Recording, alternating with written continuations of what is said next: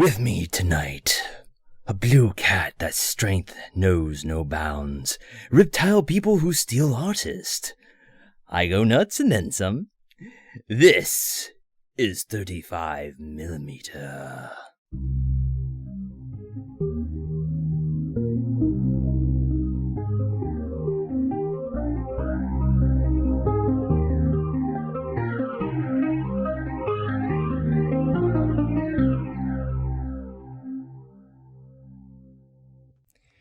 Well, hello there, Internet land. Your old chum Hue with you tonight on 35mm.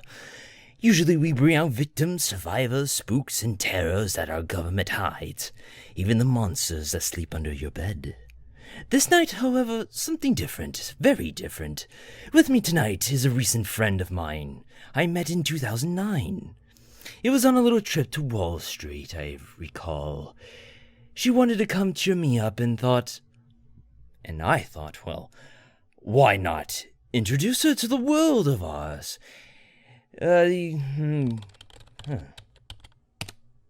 that's disappointing. Okay, well, it doesn't matter how many listeners there are. As long as the info is out there, I'm happy. Let me introduce you all to Miss Saberhagen. Hello there. Can't say that I agree to this, Hugh, but if it humors you, then why not? Humor me? My dear, everyone is going to love you. At least the people actually listening to this program, which, judging by the numbers, it's not that much. Well, so, Miss Saberhagen, it's been a while since we last met. I think in 2012. What have you been up to, dearie? Please, darling, call me Saberhagen. I don't really have or need a surnames or salutations. As for what I've been up to since we last met, just doing things cats like to do, but different. Lounging around, making sure my owner doesn't get into too much trouble, working on some special projects. You know, girl stuff. I've also got a taste of your program, and I must say you really have some interesting people you talked to in the past. Oh, those are old manners of mine, but I do appreciate you considering my articles. I love being in the heart of it all. No fun seeing danger from afar. Not right enough. I'm interested in knowing what crazy adventures you gotten your paws into, or your hands into. I have to say, what exactly are you? Are you human or some alien? I can't tell. Not the first time I met space cats. I still remember the pain in my kidneys. I can't shake that off. I'm neither. I'm 100% all cat, who just happens to be in 2 shades of blue for some reason. Oh, like the Russian blue. I think those were gray. But I heard those are great cats to have as companions. But I can tell from the lighting in my office is really dim, but again, excuse the clutter. There's just garbage around here. You look a little darker in here, more navy. I think you're more royal blue in daylight? Huh? Well, I can't tell myself, but I have lived with it most of my life since I was a kitten so very long ago. I think it was before all that wall of ice came in. Oh well. What else do you have in mind? Well, let's see. Your body, for instance. That's magnificent, by the way.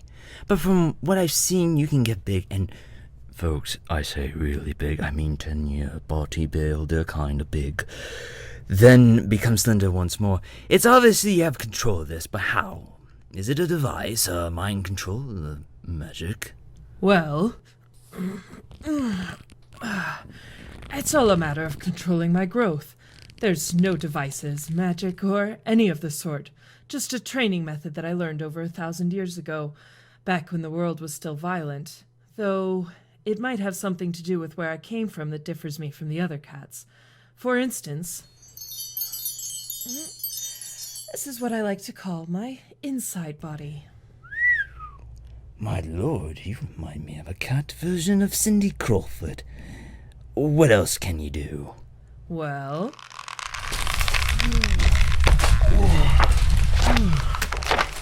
My outside body. This is as far as I can go, but it helps me protect my owner against forces that no human could take on. often as a last resort. Speaking of which, I can do magic. It's part of my nature, but strangely, I love getting my hands dirty before I cast even one iota of my energy in a spell. I would love for you to discuss more about that, but please reduce yourself. The walls can't stand your mess, and I only got one office, and the boss hates a broken office, but mostly important, I'm running out of space to breathe, please. Okay. I don't have much use for these muscles anyway, when I'm not fighting demons or whatever. I was like this when my owner found me, by the way. Lordy. I would love for you to discuss more about that, but you keep speaking of having an owner. A person like yourself wouldn't need one at all. Is there a blood bond or a debt that you owe to this man? Funny, really. It's nothing like that. For all my powers, the one thing I can't do is take on human form. The world would be uneasy of a tall, anthropomorphic cat such as myself, so even in this modern world, I need to do whatever I can to survive. Even if that means being a pet to a human caretaker. I had a series of bad owners that made me grow distrust in them until Phil came along and gave me a good home. Well, that sounds very pleasant. I wish I had found you first. Would have been one hell of a bodyguard. You couldn't have taken my apartment if that's what it means for you to have a home. I mean, I mostly live here in the office. Well, as I learned recently, fate has its own rules for people to play in. How does that chap treat you? Oh, very well. Bathes me well, keeps me well fed, gave me a nice warm bed to sleep in, or to keep him company. I often use my full cat form to help alleviate his food bills. I would need a whole cow to be fully fed. Too bad the world doesn't treat him the same, like he does with me. Especially that job that hopes to make him a great novelist. Well, I will blame the Freemasons or the Red Elite for that. But it's good to hear that Your Honor is a thinking man. Writing so underappreciated. Then Hollywood fuddles the story and adds a poor girl's cleavage. Product placement or freaking subliminal messages, I swear. Oh, no. I'm getting heated for nothing. With me, Saberhagen, these old eyes seen too much. So when Phil sees you in a form of yours, does he respond to you more like a roommate or still a pet? Oh, a roommate. He learned how to live with the fact that I'm totally different. Though the first day it took a lot longer for him to stop screaming. But with time, we get along just fine. Quite good. Drawing back to an earlier statement in this conversation, you mentioned something about being frozen ice, like some prehistoric creature, perhaps a world filled with more beings like yourself. Have you met any more now? I never said I was frozen in ice. I just ran away when it started to come faster than normal. As far as my memories go, I know some people that are like me, but it's so blurry. All I remember is running from the ice. The mystery sounds like a good idea for the blog. You're quite the muse, Saberhagen. Phil must gotten some characters influenced by you. Yeah, he does sometimes. But if you want to know about my origins, it might take a while. My memory of my own past is as scattered as the stars. Poetically well said. I know what you mean sometimes. What else can you do? Well, in terms of my magical powers, I can teleport myself anywhere in the world if I wish. Sometimes pictures help make the travel easier. I can also levitate objects without much effort, change objects, zap things, perform complex spells. You know, sorcerer stuff, like in the movies. So, what you're telling me is you're a demigod? If anything, a freaking god. Here you are, in my office, face to face. I knew you were powerful. but never at a scale like that. Even if these powers don't involve creating a living creature from your burger, still, to change inanimate objects into another form of matter, to teleport, you could bring the world to its knees. Ignore that. My question is this. What's stopping you from doing so? Well, for starters, what you suggest is gross. Second, for all my powers, I just don't want to. I really don't think of myself as a god or demigod, as you put it. Sure, I could change the world, or bring it to its knees. But what then? In the end, I would feel alone. I use my powers for survival in what this world has thrown at me, from great ages to incredible horrors. Oh yes, there were times I craved for the extinction of the human race, for its greed and evil and all the unspeakable things that they do to their own kind. However, I look at people like Phil and the scant others who take care of me, even though they don't have to. It makes me feel sorry for them. If I actually went through with it all, it would sully everything my previous caretakers have done for me, and the question of was it worth it would haunt me for the rest of my life. I'd rather be a pet than a monster. I wonder I go too far.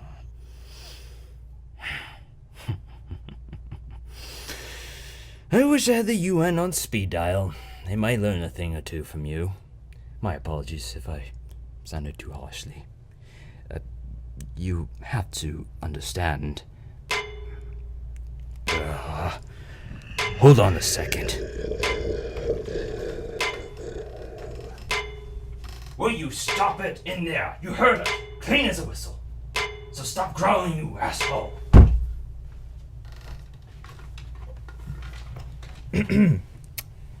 Don't mind that. It's just being rude. Like I was saying, you have to understand, when I see people like you, I get scared. I'm not a brave man. I'm a madman, yes, but a brave... Huh. So, somehow I just feel obligated to stop a force like yourself in order to make the world keep spinning. It's not you. It's just... I just have to do it. And when there's danger, of course, I just don't know why. Please, don't hate me. Just continue about yourself, please. I mean what I said. What I know is a fraction of what I'm really capable of. But like I said, I chose to be a pet instead of subjugate any race on this world. Most powerful beings don't bother themselves with that choice. They always chose the former instead of living a happy life. Phil fulfilled that. Right, let's move on to something lighter. I just wanted to get that cleared up. You have any projects, or do you engage in art or writing like your owner does? Well, I actually do, but by hand instead of the computer Phil uses. But projects also include working on new magic techniques to protect him. Oh, so many choices and questions to pick from this comment. Okay, all right. Okay, would you care if you would, send a scanned copy of your work for the blog? It's a great chance for people to see the inner you, so to speak. I can consider that the next time we meet. Sometimes I like to choose carefully what I want to show people I just met. Well, that's a pity. But I can understand this, and I respect it. Well, what about the magic? Surely, perhaps you want to talk about those interesting spells. Maybe. Of course, don't recite them. We do not want our listeners to repeat anything that could be dangerous. I recall we had a lawsuit once because of that. They never listened to our warnings. Pity. Like some tea? Oh, of course, please. I got a glass somewhere. Hold on.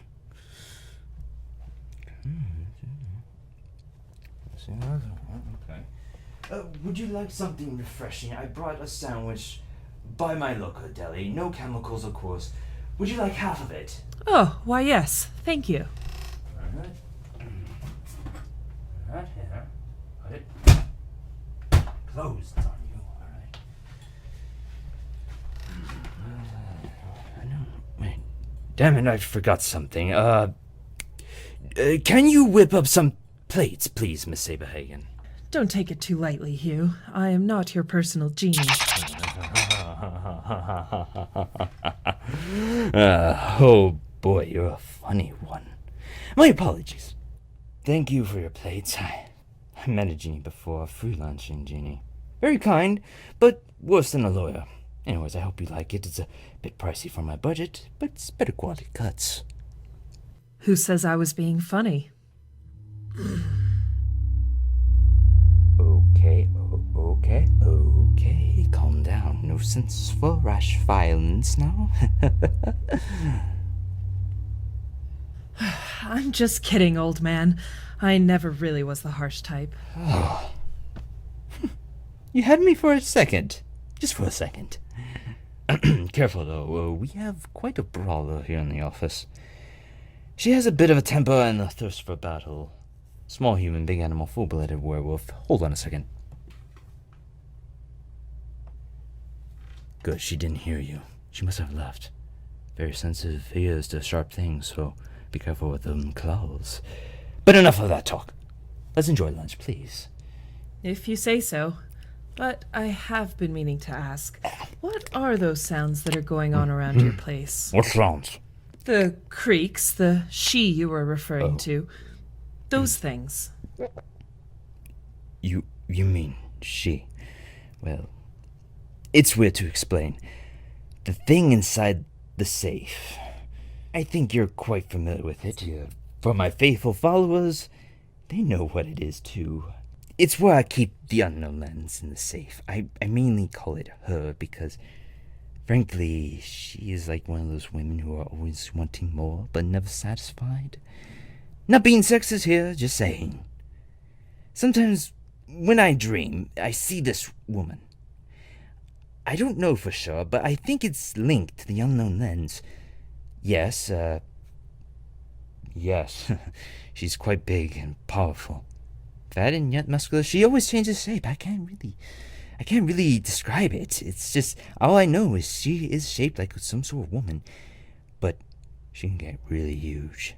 Bigger than you, if I recall. Then again, that's a dream. It gives me that sick feeling that, well, suddenly I just lost my appetite. Are you alright, Hugh? No, I haven't been alright in a long time. I'm used to it. Sometimes talking about her makes me a little ill, that's all. I know this is just prying, but who is she? What is she? Why is she doing this to you? This is supposed to be your interview, remember? I mean, really, if you want to, I suppose I can explain myself briefly. I can't explain where it came from, but for some reason I obtained it.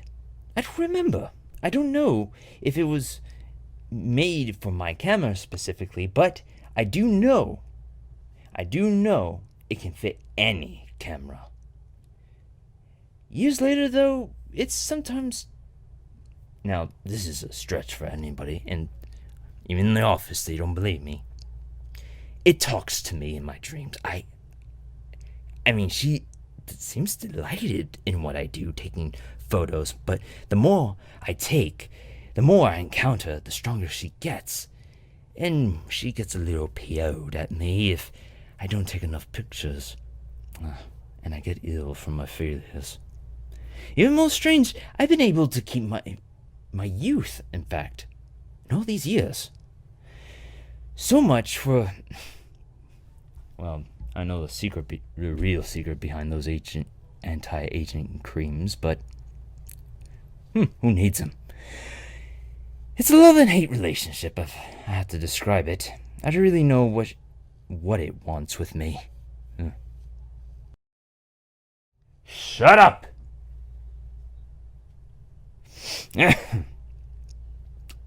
Sorry, sometimes it toys with me when it does those things. I would chuck it into a furnace, but nothing destroys it.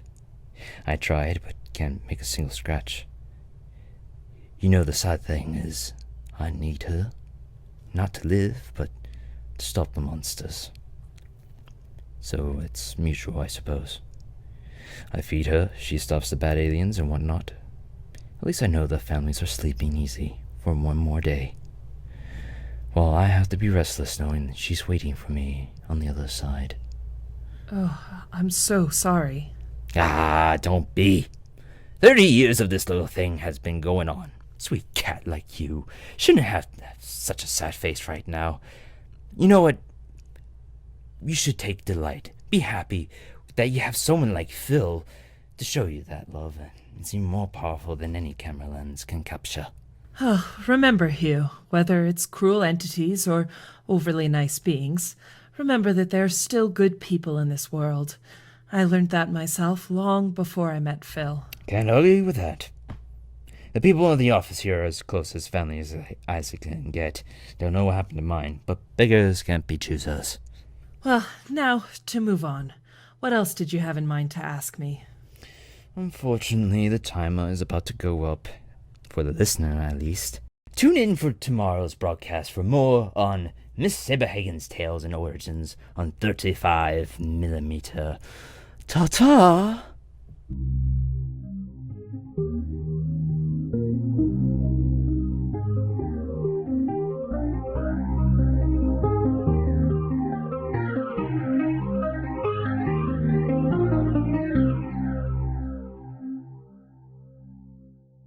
Hi, this is Jon Geist, the show's creator.